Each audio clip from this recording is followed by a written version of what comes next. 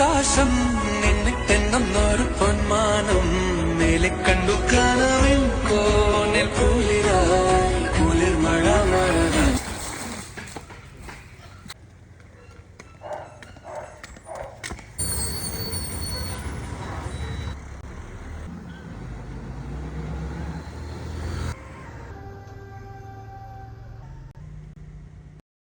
കഥയിലെ രാജകുമാരിയും ഭൂപകുമാരനും ഒന്നാവാൻ പുഴയിലെ പൊന്നോളങ്ങളിൽ അവരൊഴുക്കി ദീപങ്ങൾ കരളിലെ മോഹം തളിരണിയാനാ അവരിരു പേരും തപം ചെയ്തു